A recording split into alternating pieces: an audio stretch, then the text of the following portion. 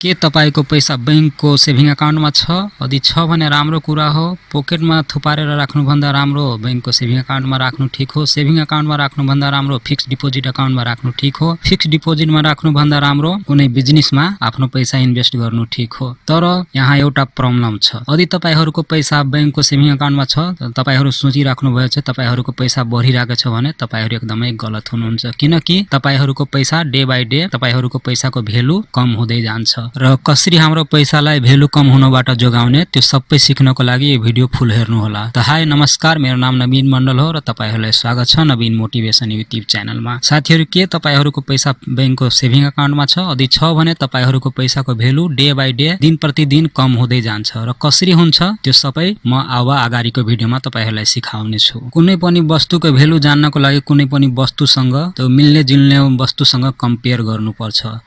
जस्तै कि यहाँ एउटा रेखा छ। अब भन्नुस् त यो रेखा सानो हो कि ठुलो हो भन्नै सक्दैन। अब यो जान्नको लागि के गर्नुपर्छ? यो साइडमा एउटा अर्को रेखा बनाउनु पर्यो।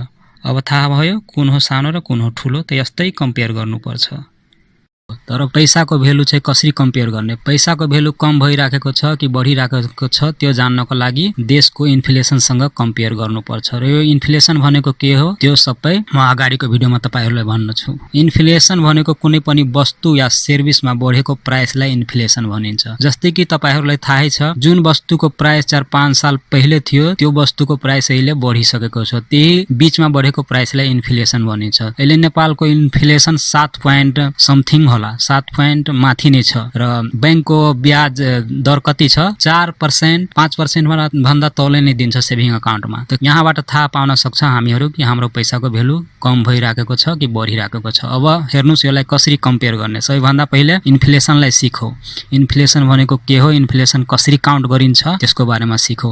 एउटा एक्जाम्पलबाट म तपाईहरुलाई सिकाउन चाहन्छु। इन्फ्लेसन असरी नै काउन्ट गरिन्छ लगभग है। इन्फ्लेसनमा के हुन्छ काउन्ट? सबै वस्तु र सर्भिसको काउन्टेड हुन्छ। कुन वस्तुमा प्राइस बढ्यो कुनमा घट्यो। अब सबै सालमा कुनै कुनै वस्तुको प्राइस बढेको हुन्छ, कुनैको घटेको हुन्छ, कुनैको जस्ताको त्यस्तै हुन्छ। त म एउटा एक्जाम्पलबाट तपाईहरुलाई सिकाउन चाहन्छु। जस्तै कि हेर्नुस् यहाँ चावलको प्राइस। जस्तै चावलको प्राइसमा 2% बढ्यो, पिठोमा 3% बढ्यो, चिन्नीमा 5% बढ्यो, तेलमा 4% बढ्यो, नुनमा बढेन, आलुमा 1% बढ्यो, औषधिमा 2% बढ्यो, डिजलमा 5% बढ्यो, पेट्रोलमा 4% बढ्यो, चुरोटमा बढेन, रक्सीमा 1% बढ्यो। अब यो सबै मिलाएर कति भयो यसलाई जोड गर्नु। सबै मिलाएर कति भयो? यहाँ 27% भयो र वस्तु कतिवटा छ? 11 वटा। तब 27 डिवाइड बाइ 11 त कति आयो? 2.45%। यो भयो इन्फ्लेसन रेट। तर इन्फ्लेसनमा सबै सामानको भ्यालु मूल्याङ्कन गरेर कुनैमा बढेको हुन्छ कुनैमा घटेको हुन्छ। सबैलाई अस्त्री एभरेज गरेर इन्फ्लेसन निकालिन्छ।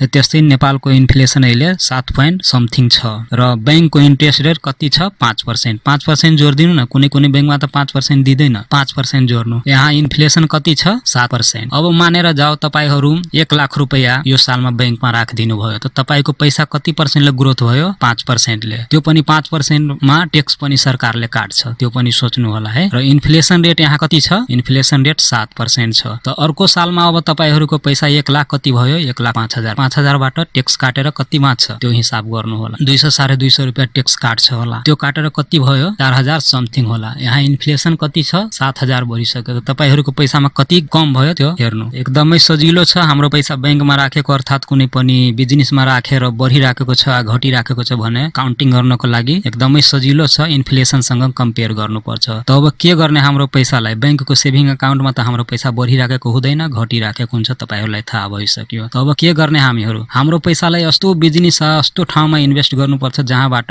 इन्फ्लेसनको भन्दा बढी इन्कम आउनुपर्छ। जस्तै कि 7% इन्फ्लेसन त हाम्रो पैसालाई 10% ले ग्रोथ गर्नुपर्छ। त अब कहाँ यस्तो गर्ने? त साथीहरु म तपाईहरुलाई भन्न चाहन्छु बैंकैमा एउटा यस्तो सिस्टम छ जसलाई एफडी भन्छ, फिक्स डिपोजिट। कुनै पनि बैंकमा जुन बैंकमा तपाईको ब्रान्च छ त्यहाँ जाउनुस् र ब्रान्चमा कुनै कर्मचारीसँग सम्पर्क गर्नु र उहाँलाई भन्नु मेरो पैसा छ कि बैंकमा त्यसलाई फिक्स डिपोजिट गराउन छ। एउटा फर्म दिन्छ, फर्म भरेर फिक्स डिपोजिट तपाई आफ्नो राख्न सक्नुहुन्छ अथवा मोबाइल बैंकिङबाट पनि गर्न सक्नुहुन्छ।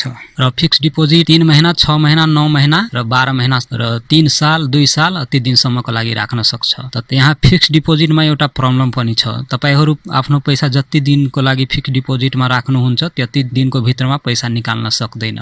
आफ्नो अकाउन्टबाट। सेभिङ अकाउन्टबाट जतिखेर निकाल्न पनि सक्छ राख्न पनि सक्छ, तर फिक्स डिपोजिटमा एकपटक राखिसकेपछि निकाल्न सक्दैन। निकाल्न सक्छ तर वहाँ कुनै सबै बैंकको आफ्नो आफ्नो टर्म अफ कन्डिसन हुन्छ। जस्तै कि कुनै तपाईहरु टाइमको बिचैमा पैसा निकाल्नु भयो भने तपाईले फाइन पनि लाग्न सक्छ, कुनै बैंकमा ब्याज पनि दिदैन, जति पैसा राखेको हुन्छ त्यति नै दिन्छ।